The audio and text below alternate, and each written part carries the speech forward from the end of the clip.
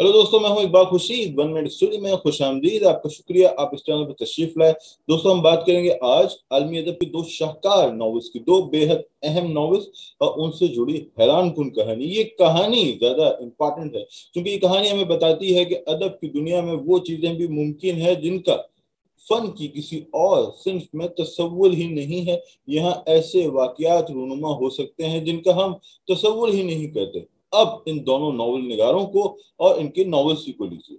इनमें से एक नॉवल निगार का ताल्लुक तरक्की याफ्ता माशरे से था, यूरोप से था, बरतानिया से था।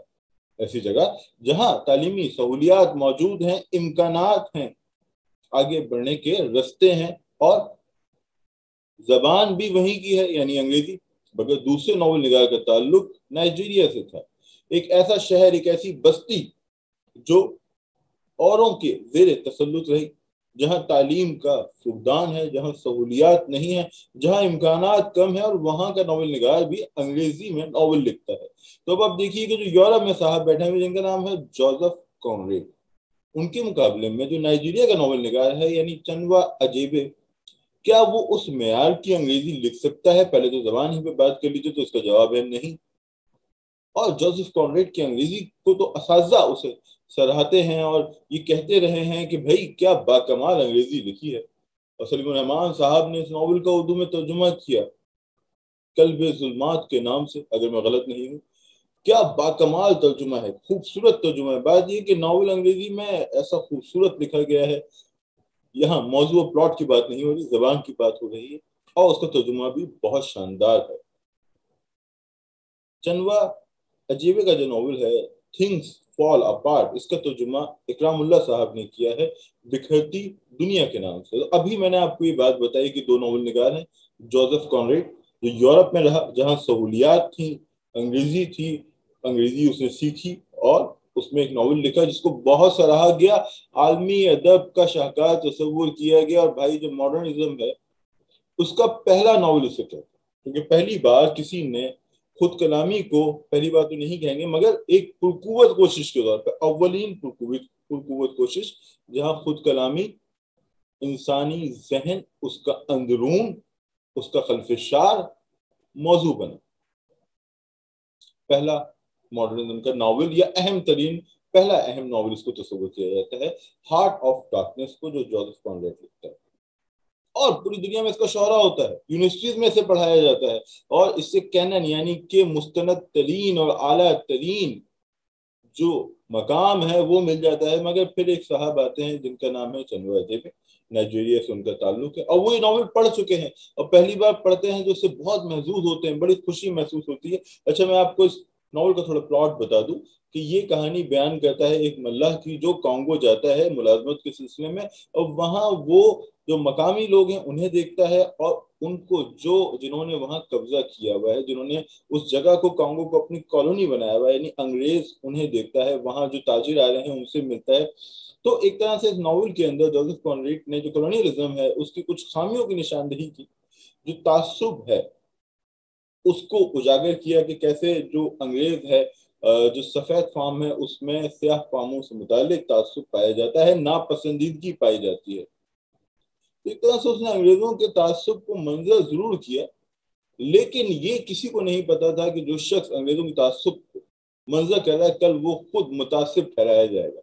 और ये तब हुआ जब चंद्रा अजेबे थिंग्स फॉल अपार्ट लिखता है, आलमी शोहरत हासिल करता है, और फिर मुख्तलिफ दरसगाहों में, जामियात में होने वाले अपने मकाले में, जो मकाले वो पेश करता है, मज़ामीन में इस नॉवल की खामियां उजागर करता है। और जब वो इस नॉवल की खामियां उजागर करता है तो हमारी ये दुनिया की आंखों पे इस नॉवल की अजमत की जो पट्टी बंधी हुई थी, और ये ख्याल किया जाता था कि जोसेफ कॉनरेड ने तो अपने ही लोगों पर तनकीद की है, अपने लोगों का सफेद फार्म तासुब, द वाइट मैन बर्डन या द वाइट सुप्रीमेसी को चैलेंज किया है। वो खुद इस तासुब का शिकार था, उसने खुद अफ्रीकियों को बहुत मनफी अंदाज में मंजर किया। वो दरिया टैम्स का जब तस्करा करता है तो सबको सुकून ठहराता है, ये बताता है कि वो तारीख के सफर में आगे बढ़ रहा है, तहजीब के सफर को आगे लेके जा रहा है। मगर जब वो कांगो के दरिया का जिक्र करता है तो वो मड़ी है, दलदली है, उदास है, स्याह है, वहां यासियत है। جب وہ ذکر کرتا ہے یورپ کی، برطانیہ کی عورتوں کا تو انہیں باوفا دکھاتا ہے، خوبصورت دکھاتا ہے، وہ سمجھدار ہیں، مگر افریقی عورتیں ایسی نہیں ہیں۔ وہ اپنے کرداروں کو تو زبان دیتا ہے، مگر افریقی کرداروں کو اس نے زبان نہیں دی۔ ان کے پاس پورے ناول میں 2 سے 3 ڈائلاگس ہیں، اور جناب وہ ڈائلاگس بھی انگریزی میں ہیں۔ وہ یہ دکھاتا ہے کہ مسٹر کرس جو تہذیب کا علمبردار ہے، عالم فاضل شخص ہے، جب اپنے نوآبادیاتی علاقے کو، جن کے اوپر جس کالونی انہوں نے بنائی ہے کانگو کو، ان کے لوگوں کو جب تہذیب یافتہ بنانے کو جاتا ہے تو ان کے درمیان رہ کے، یعنی ہارٹ آف دی ڈارکنس میں، یعنی تاریکی کے قلب میں رہ کے خود بھی تاریک ہو جاتا ہے۔ تو جناب چنوا اجیبے یہ کہتا ہے کہ آپ غلط ہیں۔ کانریڈ نے سفید فام تعصب کو بیان کرنے کی کوشش کی ہوگی، مگر وہ ناکام رہا، اور آخر میں اس نے سفید فام تعصب ظاہر کیا۔ وہ خود بھی متعصب تھا، وہ خود یہ دکھاتا تھا کہ افریقی گوشت خور ہیں، آدم خور ہیں، کینیبلزم کو اس نے پیش کیا۔ تو اس طرح ہمارا نائجیریا سے جانے والا، ایک غریب ملک سے جانے والا ایک مصنف جس کے پاس وسائل کی کمی ہے، سہولیات کی کمی ہے، وہ اعتراض اٹھاتا ہے کہ ایسے ناول پہ جسے عالمی ادب کا شاہکار تصور کیا جا چکا ہے، تسلیم کیا جا چکا ہے، جامعات میں فخر کے ساتھ پڑھایا جا رہا ہے، اس پہ ریسرچ ہو رہی ہے، اور اس ایک شخص، ایک سیاہ فام ادیب کے، افریقہ سے جانے والے ادیب کے اعتراضات کے بعد یکدم ہارٹ آف ڈارکنس کی اہمیت دنیا میں کم ہونے لگتی ہے۔ اسے کئی جگہ ایسا ہوا جب اس کا تعصب عیاں ہو گیا چنوا اجیبے کی کوششوں سے، تو اس کو دستگاہوں سے ہٹا لیا گیا، یا اگر اسے پڑھایا جاتا ہے تو اس کے متعصبانہ پہلو کو اجاگر کرتے ہوئے پڑھایا جاتا ہے، یا ساتھ میں تھنگس والا پارٹ بھی پڑھایا جاتا ہے۔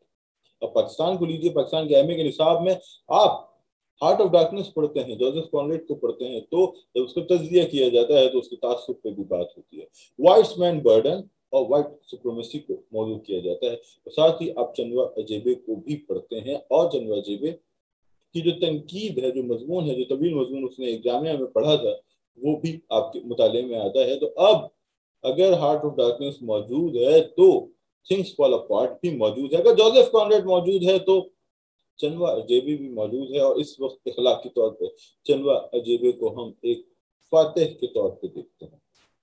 دوستو یہ آج کی ویڈیو کچھ طویل ہوئی، لیکن بہت انٹرسٹنگ پہلو ہے، اور میں بہت حیران ہوا اس پورے کیس کو پڑھ کے، سمجھ کے۔ جو میری انڈرسٹینڈنگ تھی، میں چاہوں گا کہ آپ دوست بھی اس پہ اپنی رائے دیں، پڑھیں اور بتائیں کہ یہ واقعہ جو ہوا وہ کتنا امپورٹنٹ ہے، کتنا اہم ہے، کیسے ایک افریقی ناول نگار نے کئی برس بعد جب ہارٹ آف ڈارکنس کو کلاسک کا درجہ مل چکا تھا، اس پہ ضرب لگائی، اور ایسی ضرب جس سے وہ اپنے ہی پیروں پہ آن گرا، چکنا چور ہو گیا، کیونکہ آج بھی ہم اس ناول کو پڑھتے ہیں، اسے سراہتے ہیں، مگر سچ یہ ہے کہ چنوا اجیبے کے مضمون کے بغیر، اس کی تنقید کے بغیر، ہارٹ آف ڈارکنس کو پڑھانے کا سلسلہ لگ بھگ ترک ہو چکا ہے، اور یہ بہت اہم واقعہ ہے۔ جیسے میں نے آپ سے کہا تھا کہ شاید ادب ہی کی دنیا میں یہ ممکن ہے، کسی اور صنف میں یہ ممکن نہیں۔ دوستو اگر آپ نے ویڈیو دیکھی تو کائنڈلی بھیا اس پر کامنٹ کرو، اسے لائک کرو، بیل آئیکن دبا دو، سبسکرائب چینل اگر نہیں کیا تو سب سے پہلے تو یہی کام کرو،